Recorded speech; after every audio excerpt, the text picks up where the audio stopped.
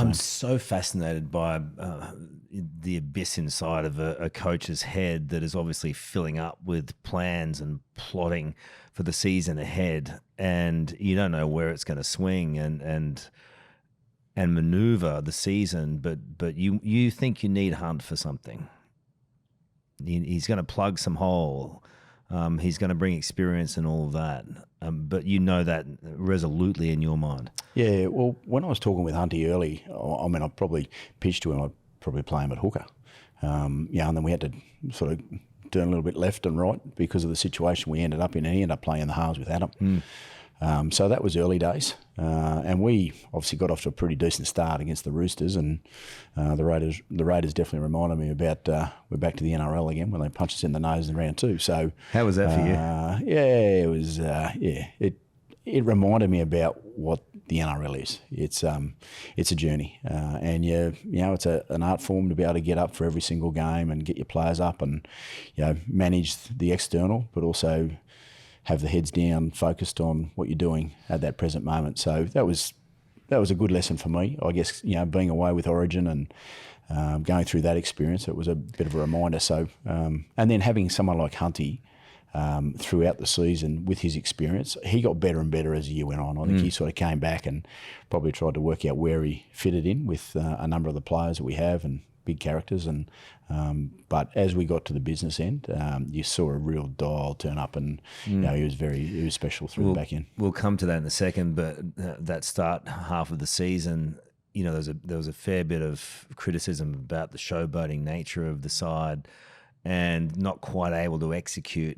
Did you feel that along the way, the frustration of seeing what they could become but them not executing on the field? Look, I definitely felt that. Yeah. I mean, you could, everywhere you went, everyone talked about this talented roster, but sometimes having the most talented roster, it's got to still a team. So the players, myself, we went to work and we talked about that a lot, actually. And to the players' credit, they talked about what they wanted to become, and each week they chipped away at it with my staff, and then you could see the actual culture of the organisation changing. Well, in what way? That's so interesting. Because a lot of the criticism comes to the players. There's division in the players. Some of them think they're better than others. There's this constant dialogue and narrative in the media about the players, right? So how do you keep that out? And the truth of all that, and you see the transformation. What was that? Yeah, we spoke about that a lot, Karl.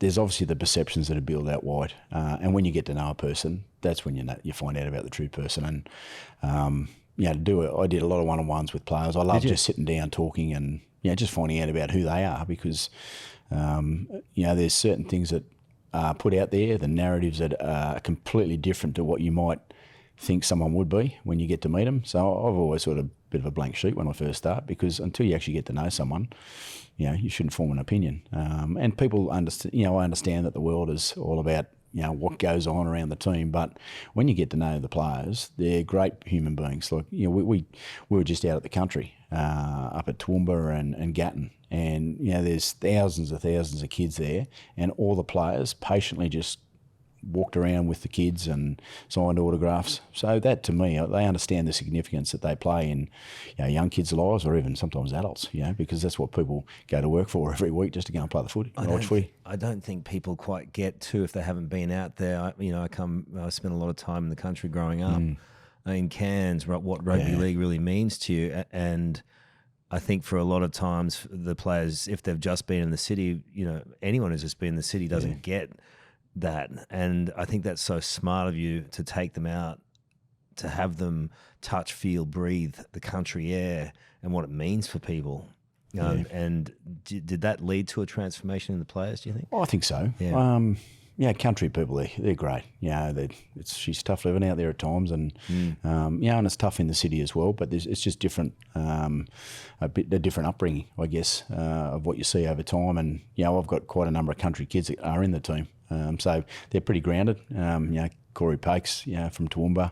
I had Cabby Hetherington, a country boy, and just to listen to them talk, you can hear the country come out in their conversations, and then you're mixing that with city boys. That I remember we were out at a camp at the start of last year, and there was a big goanna out in the bush, and Next thing, Kobe Hetherington is coming out from the crowd trying to, touch this whopping big snake, and the boys were freaking out. So you could pick the city boys and the country boys straight away. So the city boys, they did the bolt. Reece, how was Reece with the big snake? I think he was the furthest away he could play. He ran the fastest anyway. But what you're doing there, Madge, is I remember with the Blues, you took them into the Blue Mountains, and that kind of stuff builds a bit of culture. Yeah, and that's what you do. Yeah. So this is the groundwork for the culture, but you're now seeing a transformation at some point. Meantime, you're getting bagged all over the shop, mate. Buzz is having a go at you, saying that you're running the team into the ground. He's hearing murmurings of disenchantment, and the Broncos are going to run out of steam. How was that for you? To be honest, I actually loved it. Because you know what? Everything that he was saying, the opposite is what you're meant to do. Because of experience. As a young player coming through in the early Canberra days, training was brutal, it was hard. You go through all the different teams that I've been fortunate to coach over time. They loved it. Players actually love it. When they get their headspace in the right focus, they want to go after that, because that's what a game of rugby league is. It is hard, and you're going to go to places that you never thought you would. And the players doing that through training, when they play the big games like the boys have been through, they feel comfortable in that environment. There might be some kids out there who are listening to this, and I think these young aspirational rugby league players out there, how much work were you putting them through? Did you think it was tough? No, not at all. No. I mean, when I've seen other teams go through it, I know that they're very capable. That's scary, the Broncos players, man. The whole world's saying you're tough, and you're like, no, it's just a walk in the park. Well, yeah. I mean, when I've seen teams go through that, and the hunger that they go after it, and the Broncos boys are no different. Like, it's obviously a challenge. Explain that hunger for me. Yeah, well, when they see improvement in how they are as a player, and then the fitter you get, the better you can be, because your mental state's at a higher level, you play better. It's simple logic. Any athlete in the world, whether they're swimmers or tennis players, they're all working hard, and they've got to go to places that they probably never thought they would, and that's no different with a rugby league player. How do you introduce a player to that?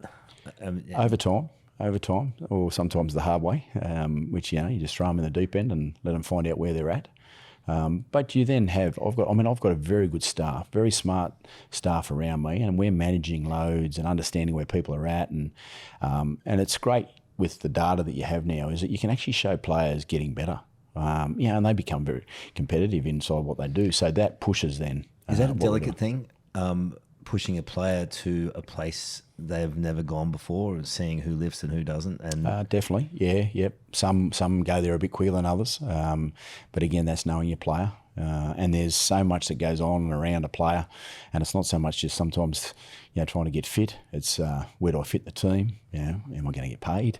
What's my life like? Am I going to get selected this week? So there's so many different things going on in and around players. You're managing those, but to be honest, the better you know your player, and they know that you care about them, it's amazing how far you can take an individual and a player. How long, in your heart of hearts, do you reckon it took for the players to trust you?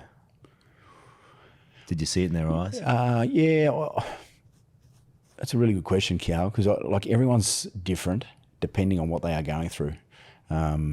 You're picking 17 players each week, and someone's going to miss out, and they've all got their own thoughts, and they're thinking, where do I fit?